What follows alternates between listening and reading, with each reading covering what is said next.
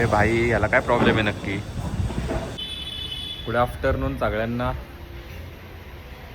Decoration complete झालं आहे गौरीचं. आता 5:30 वाजता आरती वगैरे करून गौरी बसवणार आहे. अख्खत बसून झालं की तुम्हाला दाखवतो. आता चाललो आहे थोडं बाहेर कॉफी वगैरे प्यायला मित्रांमध्ये. ठीक आहे, अड्ड्यावर चाललो आहे आमच्या. बाकी बघू मग, गौरी बसून झालो रात्री बाहेर पडेल तसं मला सांगतो काय प्लॅन आहे. ठीक आहे.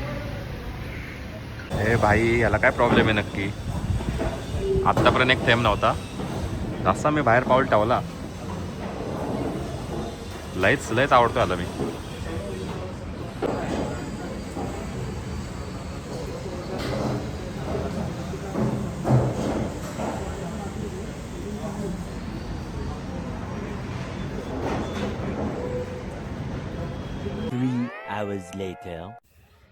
सो आलो मी जिजाईवरून टाइमपास करून. आता वरती घरी चाललोय. गौरी बसवायच्यात आपल्याला. मग पूजा वगैरे करून दाखवतो तुम्हाला सगळं. डेकोरेशन वगैरे मस्त केलंय. आणि अजून एक टॉपिक भाई सांगायचं आहे महत्वाचं एकदम. गाड्या जपून चालवा प्लीज पावसाळ्यात. नॉन गिअरच्या गाड्या जास्त करून, आणि अवॉइडच करा शक्यतो टू व्हीलर नॉन गिअरची पावसाळ्यात यूज करणं. पण खूपच इमर्जन्सी असेल तर जरा जपून वापरा, कारण गाड्या नॅचरली घसरतात. ऑलरेडी घसरतात विनाकारण त्या गाड्या. पुढचा ब्रेक दाबला थोडा तरी. आणि आज किस्सा झालाय भाई मित्रासोबत. टेम्पोवाला म्हणजे आपला 407 वाला त्याला उडून निघून गेला, थांबलं पण नाहीये.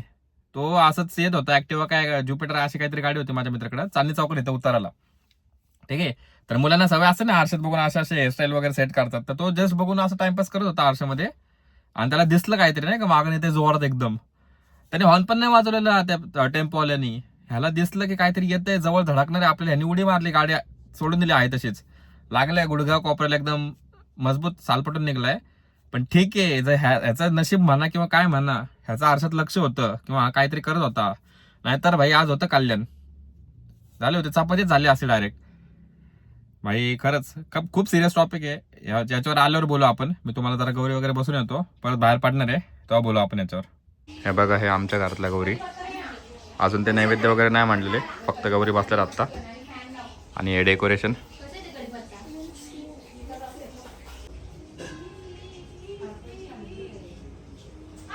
हे बघा मित्राच्या गाडीची अवस्था. अक्षरशः ना बॉडी डिसमेंटल झाली. हे काचा बिचा फुटल्यात. इकडे बघा, हे अख्खा फुटले एक साईड. हे ब्रेक बिक तुटला अख्खा डायरेक्ट. हे अख्खा फुटले.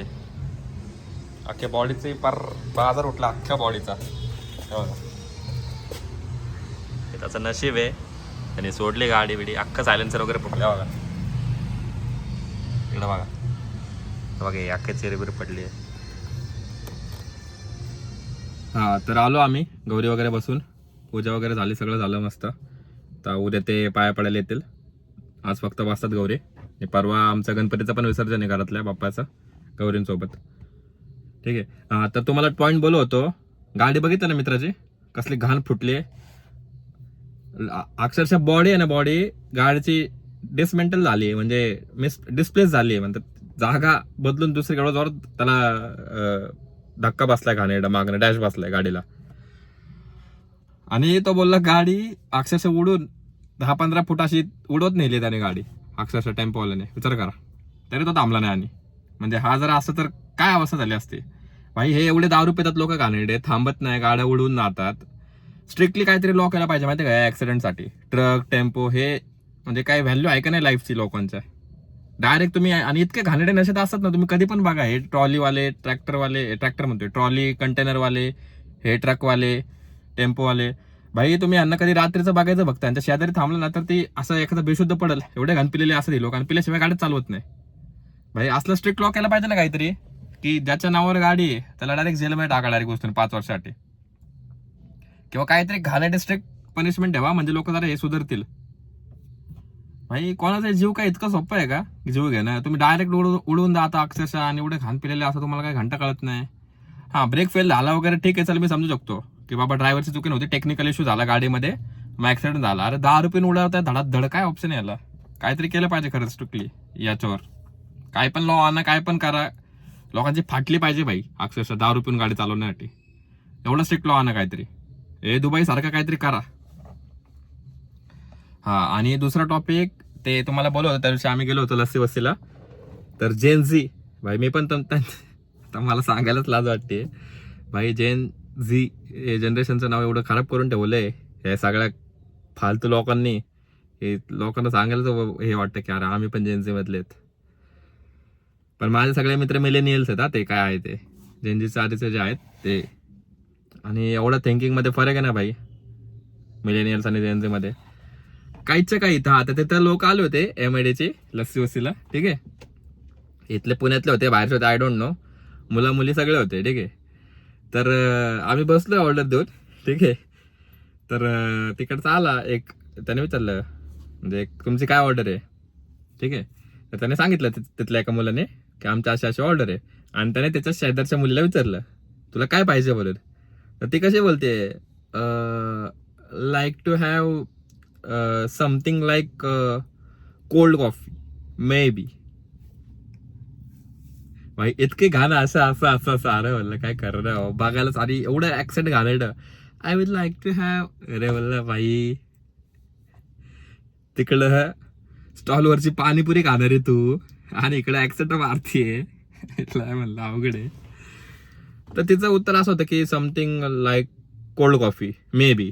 म्हणजे तिला ती स्वतःच कन्फ्युज आहे तिला काय पाहिजे नाही पाहिजे. म्हणजे तिला कोल्ड कॉफी पाहिजे may be something like cold coffee. म्हणजे काय कशाला एवढं ओव्हर ऍक्टिंग. आणि भाई तुम्हाला शेमूड पुसतात ना अजून नीट.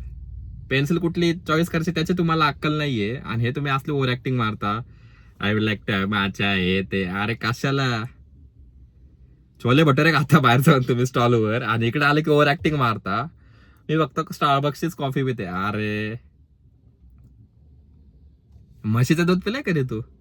ते महाग असतं त्यामुळे तुम्ही गाईचं दूध पिताय. त्याचा चहा करता तो पण कोरा चहा पिता. आणि स्टारबक्सला आल्यावर काय बाहेर आल्यावर काय फक्त स्टारबक्सची कॉफी पिते मी. भाई ठीक आहे मला प्रॉब्लेम हा नाहीये की हे ओव्हर ऍक्टिंग एवढे करतात. करा तुम्ही भाई एवढंच दम आहे ना तुमच्यामध्ये. स्वतःच्या पैशावर घ्या ना मग. दुसऱ्यांना कसं टाकाटाकी करता तुम्ही. बॉयफ्रेंडला टाक याला टाक त्याला टाक. हा स्वतःचे पैसे घालवा की मग बघू तुम्ही महिन्यातून आठवड्यातून किती वेळा स्टारबक्सला जाता. तेवढा तुमचा दम आहे ना. नका करू रे ओव्हर ऍक्टिंग. नाव खराब होते. जेन्सी काय वाईट नाहीये भाई. भरपूर आम्ही हुशार लोक आहेत. आम्ही भरपूर मल्टीटास्किंग करू शकतो. आम्ही ऍडव्हान्स आम्ही सगळ्या गोष्टी बघितल्यात. पार त्या नोकियाच्या स्नेकवाल्या फोन पासून ते आयफोन 16 Pro Max पर्यंत भरपूर ऍडव्हान्स गोष्टी बघितल्यात आम्ही. ठीक आहे. पण हे काही फालतू लोकांमुळे जनरेशनचं नाव खराब झाले. आम्ही इतके सगळेच फालतू नाहीये भाई. आम्ही इतके आम्ही पण सोनू निगम ऐकले. ठीक आहे. आम्ही पण अलका याग्निक ऐकतो. सोनू निगम ऐकतोय. अर्जित सिंग ऐकतो. हे काही चुते आहेत. फक्त कोल्ड प्ले. अरे एक गाणं म्हणून दाखवते कोल्ड प्लेचं नीट. भाई सिरियसली सगळे असे नाही आहेत. ते मी सगळ्यांचंच ते पार असं लिटरली जोक झालो रे आम्ही. कोणी सांगितलं बॉनियर काय बॉनियर सांगायला असं वाटतं नको एक काम करावं 94 सांगून टाकू 95 सांगून टाकू. नाही का लोक म्हणते मिलेनियल हा म्हणजे इज्जत तरी राहील बाबा 4 चौकात. नाही भाई बघा असं काय नाही सगळेच असे आहेत. आम्ही पण त्यातलेच आहे. पण वयाच्या 21व्या वर्ष आम्ही इंजिनिअरिंग कम्प्लीट होतो. आणि वयाच्या वयात 23-24व्या वर्ष आम्ही जगातले सगळे जॉब करून चांगले सेटल होऊन बसलो होतो.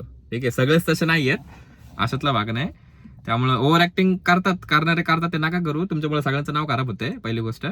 आणि तुम्ही हे करून काय नाही काही साध्य करत नाही. ऍक्सेंट भारी मारली किंवा हायफाय ड्रिंक घेतल्या किंवा खूपच अशी एक्स्ट्रा ऑर्डिनरी सांगितली काय नाही भाई. खरी ताकद चपाती भाजीमध्येच आहे. तुम्ही किती तो ब्रोटा आणि बरोटा आणि फरोटा काय असेल ते काय पण का काही नाही. आणि यांनी ना भाई याच गोष्टीचा फायदा घेतलाय कॅफेवाल्यांनी. ठीक आहे. असंच आम्ही कुठेतरी गेलो होतो कोरेगाव पार्कला. ठीक आहे. काय होतं बरं कुनाफा काहीतरी आम्ही खाल्ला. ठीक आहे. असंच कोणतं तरी ऐकून आमचा निबडा मित्र आला ऐकून त्याच्या गर्लफ्रेंडचा म्हणे कुनाफा खाऊ नाही का. आम्ही गेलो. अरे वल्ला चुते शेवयात ह्या कुनाफा 500 रुपये घालवले. ते शेवया दिले लिटरली आम्हाला खायला. ते कुनाफा आणि गुनाफा काय नाही. हे कॅफेवाल्याने हेच केले. मोदकचे मोमोज केले आणि असेच सगळ्या डिशेस आहे तेच देतात नाव बदलून देतात. तर जी जनरेशन नाहीये अशी वाईट. तुम्ही उगाच नाव नका ठेवू. सगळे सेम नसतात. 5 बोटं वेगळी आहेत बघा. मस्करी नाही सांगत सिरियसली सांगतो. 5 बोटं वेगळी असतात हाताची. ठीक आहे. तर जज नका करू सगळ्यांना. तो कसा आहे ते बघा. हा मी स्वतः ऍक्सेप्ट करतो भाई 80% फालतू आहेत चूत आहेत या भाषेत बोलतो अक्षरशः 80% लोक जेनझी मधले. पण 20% चांगले आहेत. 20% लोकांना जज नका करू, नावं नका ठेवू. हा एक पॉईंट बोलायचा होता मेन सगळ्यात. आणि दुसरा भाई तुम्हाला गाड्यांचं सांगितलं, सिरियसली गाड्या तुम्ही शक्यतो अवॉइडच करा, माहिती का भाई. जीव खूप महाग आहे आणि एकदा हातपाय मोडले ना भाई, ती स्ट्रेंथ परत येत नाही हातापायामध्ये. ठीक आहे, की तो गाड्या टू व्हीलर अवॉइड करा पावसाळ्यात नॉन गिअरवाल्या. खूपच इमर्जन्सी असेल तर हेल्मेट भाई कंपल्सरी घाला, हेल्मेट कंपल्सरी. साधं इथं जायचं असेल भाई, ह्या मुळशीच्या पुढे आहे ना, चांदी चौकातून पुढे मुळशीला जो रोड जातो, रोज आम्ही ऍक्सिडेंट बघतो, रोज अक्षरशः रोज. कधी टेम्पो पलटी होतोय, कधी बस पलटी होती, कधी टँकर पलटी होतो, कधी टू व्हीलरवाले पडतात रोज भाई. असं एक दिवस नाही, सिंगल दिवस नाही की तर ऍक्सिडेंट होत नाहीयेत, रोज ऍक्सिडेंट होत आहेत भाई. हेल्मेट कंपल्सरी वापरा. ठीक आहे, तुमच्या फायद्यासाठीच आहे. गव्हर्नमेंटवर तुम्ही नाराज होता, एवढे मोठे फाईन काढलेत हेल्मेट न वापरण्यासाठी, ते अरे त्यापेक्षा वापरा, तुमच्या चांगल्यासाठीच आहेत. ठीक आहे, फाईन भरण्यापेक्षा हेल्मेट वापरा. ठीक आहे, आणि फाईन भरायला लागेल म्हणून हेल्मेट कॅरी नका करू दिखाव्यासाठी, खरंच ते वापरा सेफ्टीसाठी. ठीक आहे, आणि शक्यतो टू व्हीलर अवॉइड करा नॉन गिअरवाल्या. बाकी भेटू पुढच्या ब्लॉगमध्ये, तोपर्यंत बाय बाय, टेक केअर.